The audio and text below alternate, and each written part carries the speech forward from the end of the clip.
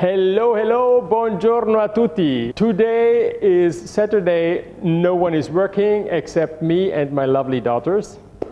And Anna is working over there, cutting and checking and loading and things like this. And Nina and me, we are here making now in the workshop finally a few videos.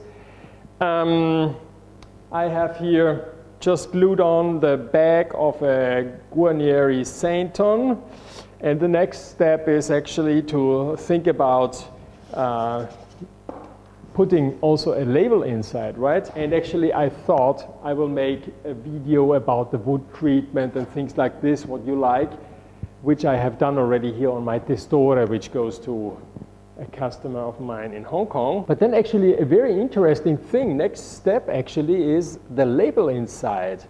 And what apparently seems so obvious and normal, yeah, just the label inside, you know, and you as a customer, future customer, interested or whatever, you just look inside and what's written inside, it is what it is, right? Now, I don't want now to make all the problems which exists, because like on eBay, if you are looking for some violins there, you see some very fancy labeled instruments and they're all junk. Certainly later on you can glue in every name you want, right? And because of that, since I'm making my own instruments, I was always thinking of doing something a little bit more particular.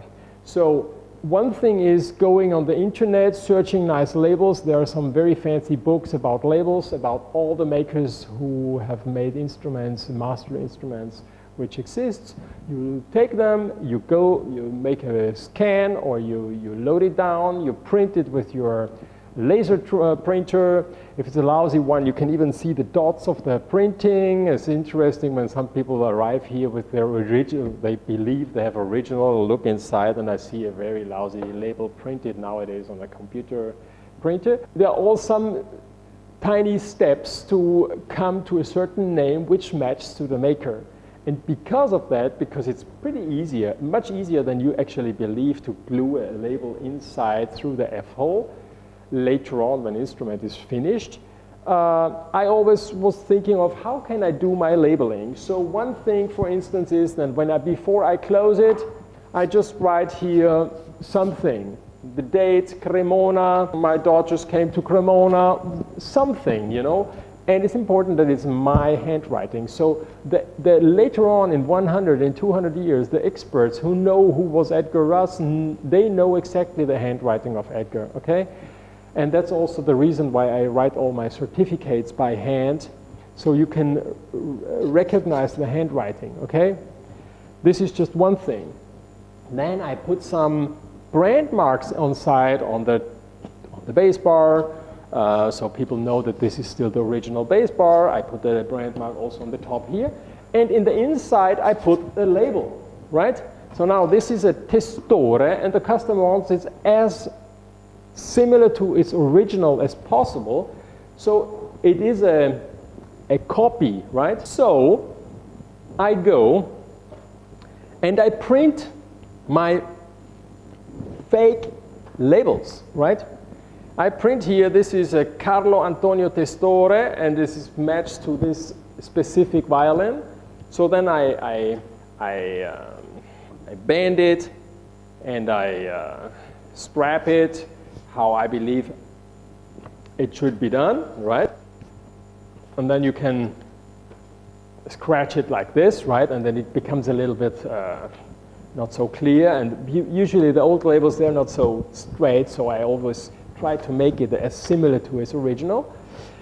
But one thing I always pay attention to is that people later on know where is it going, where is it coming from. So I have this paper, which looks old, it's brown, and on the back side, Edgar Russ, Cremona, Italy, yeah?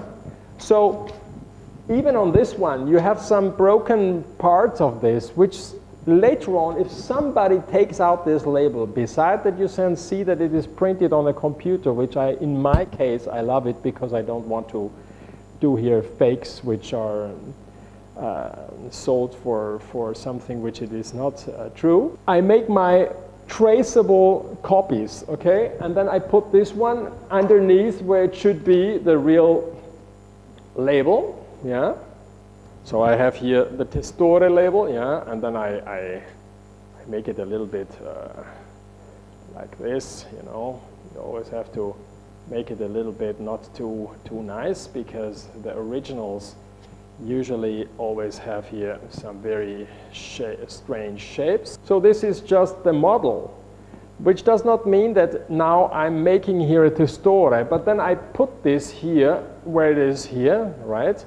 So you look inside, you see Carlo Testore, and then certainly if I have a different model, then I have also here, I have for my Domenico Montagnana, and then I have Giuseppe Guarnieri. I need this one for the Saint on here, so this one I have to strap here. And then I have the Storioni. Marco is just making now a nice Storioni, which goes to Korea. And then I even have Stradivari, but size is too big, the paper is not correct, and I have to admit that before using a Stradivari, I have a certain respect towards Stradivari, so I don't use it too often because, boy, he was really good. Yeah, so I have all my different models here. And this is just the label of the model. And then later on, I go and make my own labels. And I prefer, instead of printing it on a computer printer, I try to make it myself on a nice paper, which I have here. For instance, this paper here, it is a handmade paper from Assisi, yeah, and you can still see even the grain of the metal strings, how they put on the whole thing. And in that case, I even love if there is something written from myself. So later on, if you take out the label, you can see something here, Italian spruce from the Val di Fiemma, which I have chosen, cut and split it, and all this crap. And I think it is just a tiny, small detail, which people who know me and people who have seen how I do it, like you, later on, they can trace it. And it's all about being traceable and to do something in order that it is traceable. And that's also the reason why I make the consortium certificate, which is another step in order that since this instrument will be born, I can make it traceable, okay? And then here I prepared already for you in advance a little bit my labels. And every label I make is a little bit different. So now here I have one from 2019. I won't use it anymore. I put it here into the bag again. Sometimes just how I wake up in the morning, I just say, okay, this time I make it a little bit Missoni style, and otherwise I make it a different style. And if I put some jewelry, savorites and diamonds and rubies like the Italian flag, then I even color these dots around. This was used in 2012, and then I took it out again because I didn't like it. They wanted a different label, so then I decided to make another one. Just want to show you. And at that time, the label was smaller. Now it is bigger on the cello. I make it bigger, but I handwrite it. And yeah, I admit that if I look at it, I don't really say, wow, is it nice? You know how you think, well, if you have to write now something very nice, you always don't feel comfortable with your handwriting.